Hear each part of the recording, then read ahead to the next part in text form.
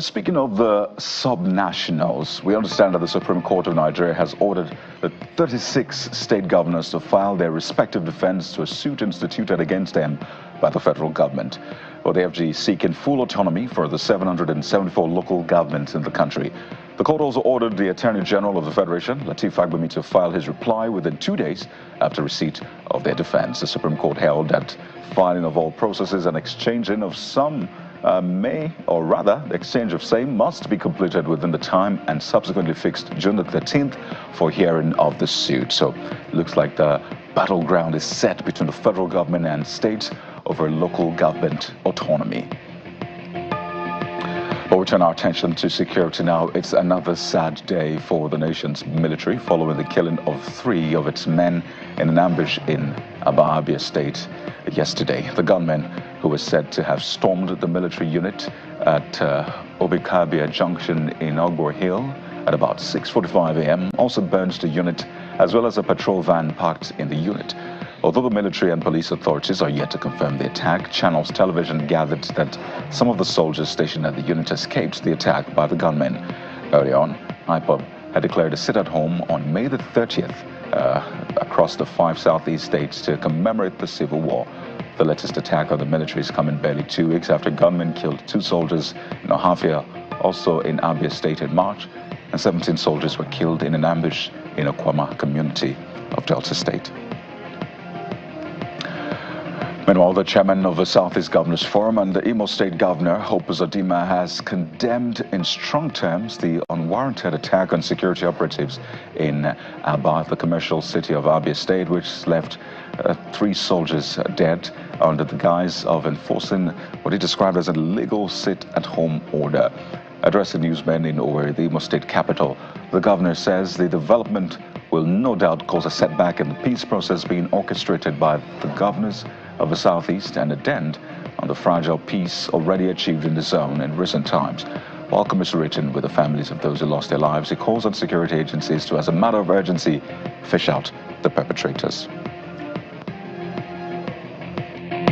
The loss of the lives of soldiers who were on their duty posts without any provocation were attacked by men of the underworld, and I want to condemn that, and also to urge security agents to go all out and ensure that those behind that are caught and be brought to book. It's unfortunate that this happened without any reason. So innocent people who are doing their lawful duty were gunned down. And the unfortunate thing is that this is going to act as a major setback to the peace process which the governors from Southeast has been pursuing. Been talking to federal government, been talking to security agencies and other critical stakeholders on how best to resolve the problem of insecurity in the Southeast. This action of today is going to be a major setback to that process. Well, staying on that sad development, the president of Ohanaeze Ndigbo, Emmanuel Iwuanyanwu, has distanced himself and the detained leader of the indigenous people of Biafra, IPOB Nnamdi Kanu, from the killing of soldiers in Abia State. He describes the incident as saddening, stating that Kanu was not behind the order for the sit-at-home. He appeals to President Bola Tinubu to use his political power to free Mr. Kanu. Nnamdi Kanu is not in support of this question of law that people should start on today. He's not about it. I'm sad, very sad that in Igbo land, where I am now presiding as a leader, that some people can come and kill I heard 2 soldiers have been killed somewhere. These are people who are carrying the banner of Nigeria. These are people who have brought out their life for us. And it is very sad we regard it as a criminal matter. Igbos are not happy about it, and we are very sad about it. Nnamdi Kanu is not happy about it. And in fact, this is the more reason why we plead that our President Tinubu should take political action to release him. Because if he is released, nobody will now have any excuse whatsoever. We will now know who is a criminal and who is not a criminal. So that is the point. Well, that was after his visit to the detained leader of IPOB in DSS custody. But let's talk about the gains of the military now. It says troops have neutralized over 600 terrorists, apprehended 1,051 suspects, and rescued 563 kidnapped victims in the month of May.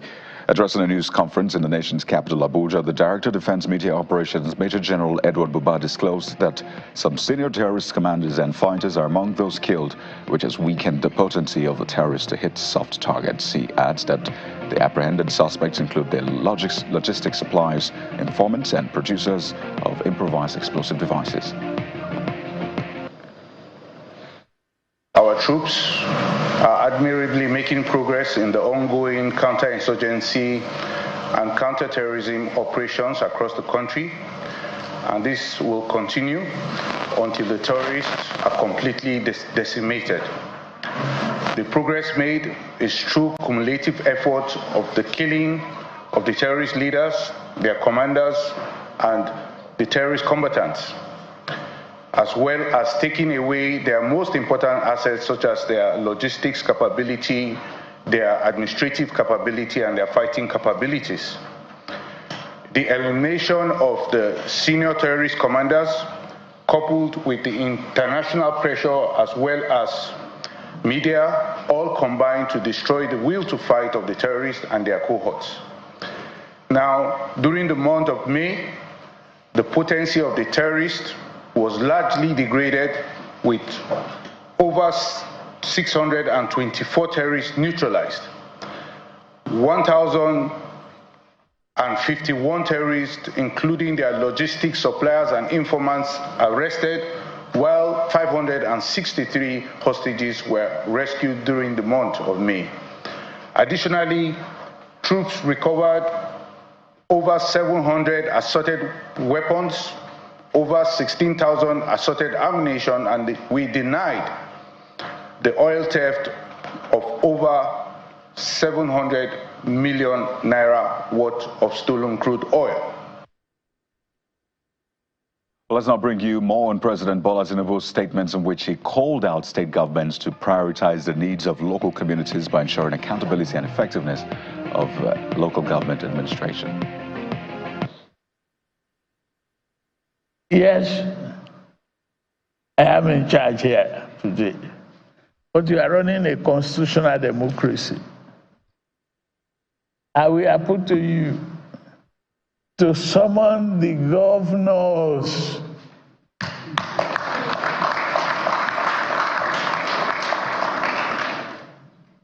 Summon them, call them up. I'm doing my best to improve the revenue of the country and giving them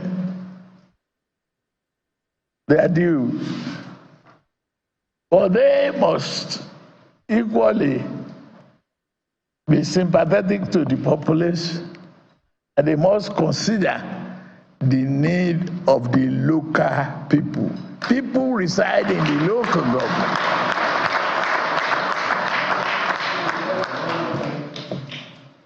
People are in the local community. We have 774 local government. It's just a number. Is it effective? Is it reaching the real people? This country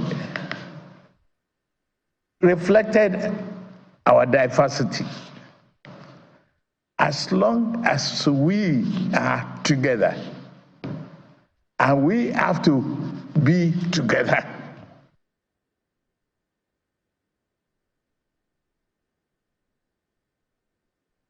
Well, speaking of the subnationals at the courts now, a high court sitting in Port Harcourt, River State, has issued an order of interlocutory injunction restraining the 27-member Martin Amewule-led River State House of Assembly, that's 25+1, from parading themselves as lawmakers in a suit filed by Victor Okojumbo and two other lawmakers loyal to Governor Siminalayi Fubara. Justice Charles Wale ordered Mr. Martin Amewule and 24 other assembly members who defected to the APC, saying they're prohibited from meeting or sitting at the auditorium of the House of Assembly quarters or any other location pending the hearing and determination of the substantive suit.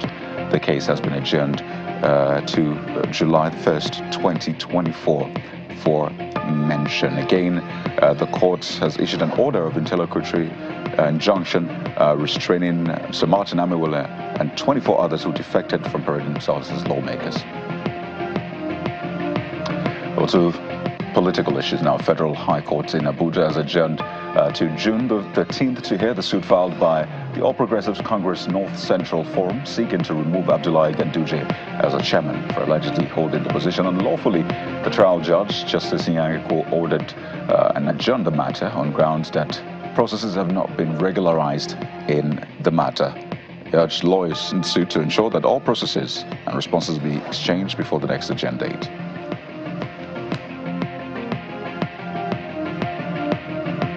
Well, let's talk sports now. Football's world governing body FIFA has warned players that they are willing to go on strike if the football governing body continues to overwork them. Professional Footballers Association Chief Executive Maheta Mulango believes that players are now at breaking point.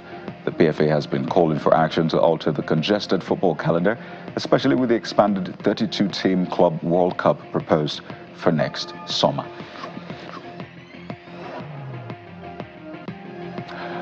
And to one of the biggest stories making the rounds globally now, Donald Trump has become the first U.S. president to be convicted of a crime on Thursday when a New York jury found him guilty of falsifying documents to cover up a payment to silence a porn star ahead of the 2016 election.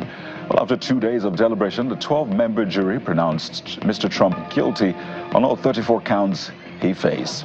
He watched the jurors dispassionately as they were polled to confirm the unanimous verdict. He faces a maximum sentence of 4 years in prison, though others convicted of that crime often receive shorter sentences, fines, or probation. Incarceration will, however, not prevent him from campaigning or taking office if he were to win.